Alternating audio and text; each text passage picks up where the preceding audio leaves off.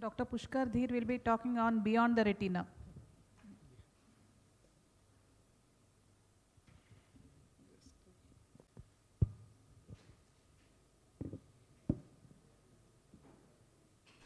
All right, so good morning. Still it's late, good morning everyone. So we started from beyond the surface and to the macular hole, deep diving, and now we have reached something which is beyond the retina. So I will be talking on something related to the approach to the subretinal masses we all encounter during our routine OPDs.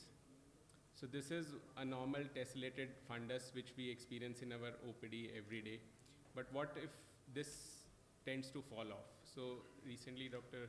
Bhuvan has shown a very good video of a GRT and the same kind of complex cases I also experienced. But I went around to understand, I also operated such kind of cases, but today my topic would be more related to the masses which are originating from probably the choroidal area. This is the RP, which is there once the retina has fallen off. So this is the RP, and beyond that is what is all the choroid. So I'll be focusing myself towards, so this is the hole we have in the retina surface, the hole, and I'll be just focusing towards the last part, that is the RP and beyond that. So once we look at the RPE, so we have the RP, and then there's a Brooks membrane, which is a composite of basically a basal lamina, collagen, internal and external collagen, elastin, and then the basal lamella of choriocapillaries, where a lot of things start originating. So I'll be going ahead with all of these things.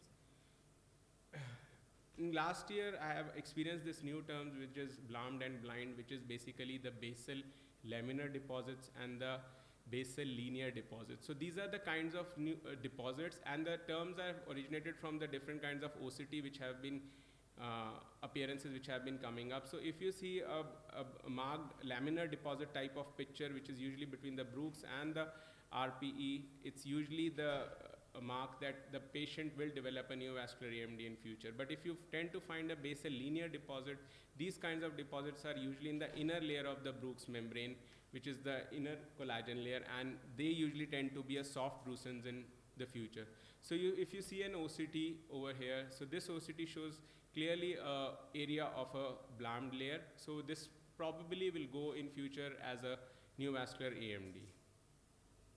So as we progress, we have seen different kinds of photographs. When we experience such kind of fundus pictures in our daily routine OPD, we tend to see it's a hemorrhage, and we try to diagnose it as subsequently as an IPCV.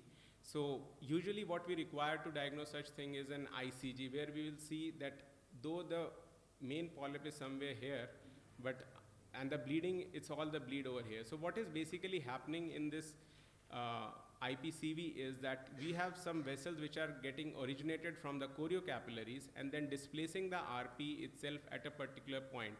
And when we try to correlate it with the OCT, so you see that the Brooks is elevated to a certain area where the blood vessels are traveling, and then there you have a polyp originating in these areas.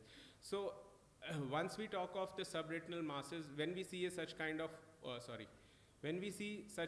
OCT, we tend to diagnose it in the form of a mass or a lesion per se, could be an osteoma, hamartoma, tuberculoma, what it could be. So I'll try to brief few of the cases in my coming up slides. So this is a kind of OCT we experience in a lot of neovascular cases. So I've compiled it accordingly. So this was a case I discussed with in an IPCV, but if you tend to correlate this OCT with this OCT, they tend to show you the same RPE alteration in both of them.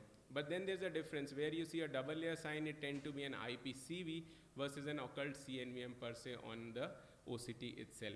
And then you have the RAP lesions, but then they are entirely different, but the OCT still shows the elevation, and you have a dome-shaped OCT in them also. But then it has to be diagnosed with a fluorescent angiography.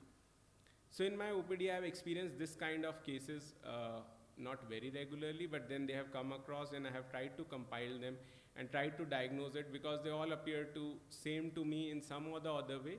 And using my clinical knowledge as well as the machines, I have tried to reach a conclusion which I'll be sharing with you.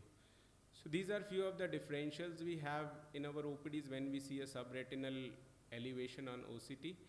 And these are few of the diagnostic tools which we probably have. Beside, the most important part is the brain, which actually relates all the findings, and then we come to a conclusion. To approach such kind of masses, we need to have a strategy to devise it out where we are heading towards. Is it a infectious pathology, or is it something, a lymphoma or an hemangioma? So usually a good clinical evaluation, we need to check for the vitreous cells and see if there's an activity. We need to see the location of lesion and the contour pigmentation, which helps us to diagnose the cases of melanomas, and the association with age and gender, which help us to diagnose osteomas. And in diagnostic evaluation, definitely OCT has come handy to tell us is it a sub-RPE or sub-retinal lesion, and a B scan to tell us that if there's a calcification in that mass or not. And an FFA and ICG definitely is a helpful in recent times, but FFA is also good for many of the cases. And then definitely your own EUA. By doing EUA, you can just look at the lesion itself. So first of all, I'll come to one of the lesions which I have experienced recently. It was a yellow-white lesion with minimal elevation and small. Whenever you find a small network of vessels and a yellow-white lesion, and on OCT you see a non-acoustic lesion with lot of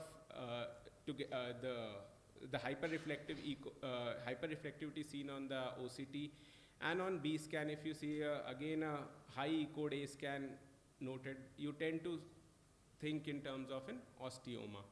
And then the locations are usually juxtapapillary, and as I have already said that it's a high internal reflectivity and a back shadowing would be there. So similarly, continuing the same, when you see a lesion again in a juxtapapillary area, but this time the OCT is something different, and it is more or less a acoustically solid area, which you can see on an OCT. And then similarly, a second photograph of another patient where you see another acoustically solid photograph, an OCT, and then you tend to do an FFA and try to realize that the hyperfluorescent area with a fine lacy pattern is coming out. And then even an ICG can be helpful. This is an artifact, please ignore this point. So you can probably diagnose it to be a hemangioma case. You need to see that it is a reddish orangish color, and it may be circumscribed or diffused. I'll just completing in a minute. And when you see a mass like this lesion, which is a gray colored dome or mushroom type, and with an acoustic haloing. When I mention acoustic haloing, it's usually on the B scan where you will be finding the different areas and an excavation behind the mass.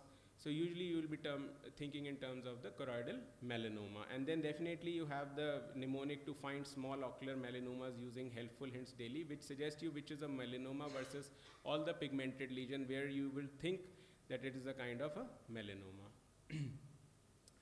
And this is one of the last picture which I experienced where the OCT had this lumpy bumpy appearance. Finally, we could nail it down to a METS where the patient had a primary site in the lung, and then we could diagnose it on OCT where we had a lumpy bumpy appearances. And it was a retrospective diagnosis where we saw the OCT first and then we diagnosed it as a lung cancer case. And when we experience conditions like retinoblastoma versus the coat, so you need to figure out the calcification. In the first picture, you will see an exophytic, and in the coats, you will see a lot of telangiectatic vessels, which are... Please wind up. Yeah. So with that, I like to end my slides. This was just to bring the more concern towards the subretinal masses. With that, thank you so much, everyone. Yeah, very